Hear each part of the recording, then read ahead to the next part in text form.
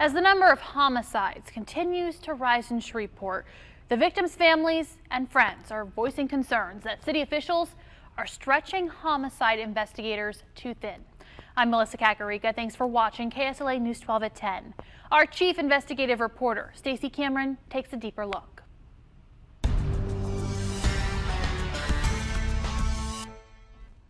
Over the past 2 years, on average, every 8 days, someone is murdered in the city of Shreveport. It's a spike in the percentage of homicides that, according to the Murder Accountability Project, only 5 cities in the nation top. And it's a troubling trend I've found that is devastating families victimized by homicide and straining the detectives trying to deliver justice. I can't say that Junior is gone, Carlos Jr. is gone, because he's not gone.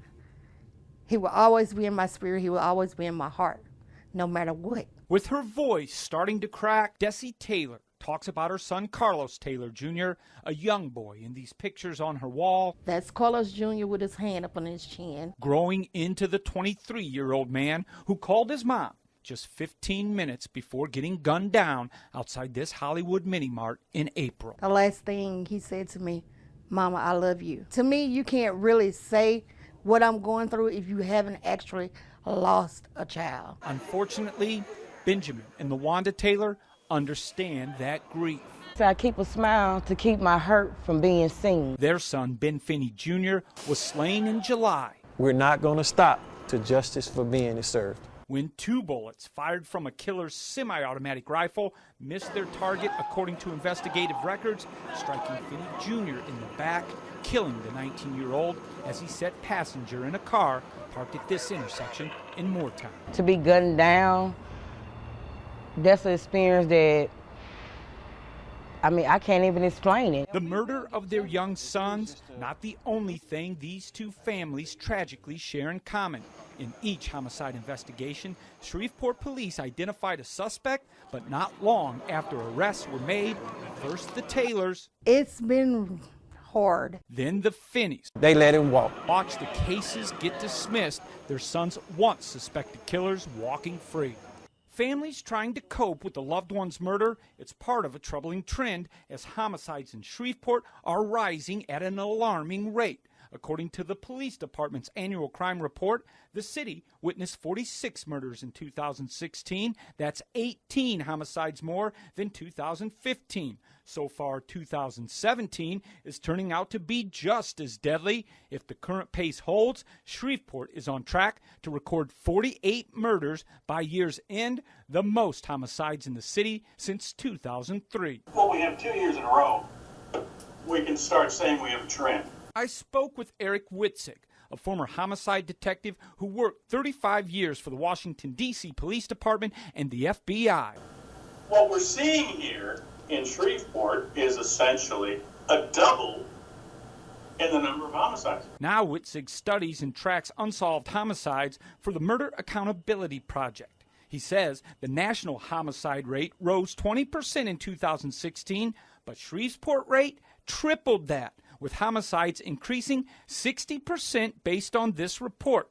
A number Witzig says, First of all, it's statistically significant. Is alarming because as homicides went up in 2016, the number of murder arrests in Shreveport went down, according to the police department's own numbers. I did some rough back-of-the-envelope calculations before we talked, and I came up with a clearance rate of 30%. Witzig based that clearance rate on numbers reported to the FBI. It means for every 10 murders recorded last year, police only arrested 3 suspected killers, a number far below the national clearance rate of 59%, according to an FBI report. Benjamin Finney Sr. believes that sends a clear message to anyone thinking about committing murder in Shreveport. It's easy to kill and get away. The police union says 6 detectives, 2 sergeants, and 1 lieutenant handle homicide cases in Shreveport. The day Ben Finney Jr. was murdered, the detective assigned his case was on vacation, according to investigative records. The week I went up there, we had 2 murders and 3 shootings. So how can you work that? Finney Sr. says another Shreveport homicide investigator told him those detectives They have to work violent crimes, and there's 8 different types of violent crime he named to me. raising the question, is leadership in the Shreveport Police Department spreading their detectives too thin? Talking about a recent FBI study, Witzig says that answer is yes. What is the optimum number of homicides that a homicide detective can handle in a year? What I'm hearing is 4. Right now, on average, each homicide investigator in Shreveport is catching 5 murder cases a year. Looking at police department records, in 2016, those same detectives on average got called to investigate 35 shootings each, not to mention the other assigned violent crime cases. They have leads. While Taylor likes the detective working her son's death, she's growing frustrated with the case. It just hurts that nobody has been able to come up and tell me, hey, we got everybody that's in this, they're going to get prosecuted. Meanwhile, the Finneys are more than fed up Angry, hurt. with their detective and the top leadership in the Shreveport Police Department. Did not do their job. From our detective to her sergeant to his sergeant. Too few killers coming to justice in Shreveport. Witzig says that should have people asking tough questions to our city leaders. The people he says are responsible for giving homicide detectives the tools they need to build cases that bring homicide convictions. All right, maybe you can't tell us why we're seeing more homicides, but you can tell us what you need to close these homicides. What do you need? Since early October, I've been trying to interview Police Chief Alan Crump. Asked Mayor Ollie Tyler to sit down. Neither will talk with me about these issues. In 3.5 weeks after filing an open records request, city police officials still can't tell me how many arrests homicide detectives have made in 2017, and they can't tell me how many open murder cases sit in the files of the police department.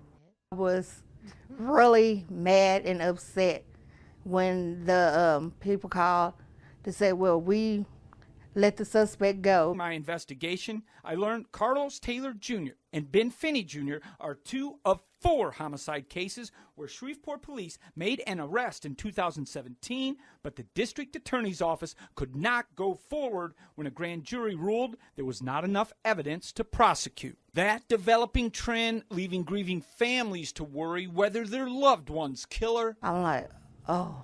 And I told my husband, I say, he's finna get away with this. will ever pay for their crimes. And while the Taylors are determined to make that happen, We demand justice. Him and his mom, we demand justice. And I think we will get it. Dessie Taylor says now more than ever, she's leaving her son's soul Okay, Lord, you know what's best for him than I do. and the fate of his killer in God's hands. He's gonna make everything okay. As we sit here at the end of October, violent crime is again up slightly in 2017.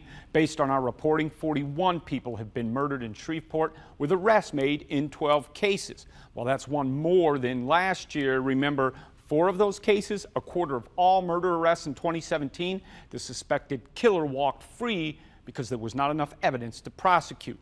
Now, this is not an indictment against Shreveport detectives. It's a question of what our city leaders plan to do to help law enforcement build solid cases. Now, in a June press conference, Chief Crump said the department is working to hire more officers, but unless experienced people move into detective positions, it does not seem the workload assigned to Shreveport Murder Police is going to lessen anytime soon. I'm Chief Investigative Reporter Stacey Cameron.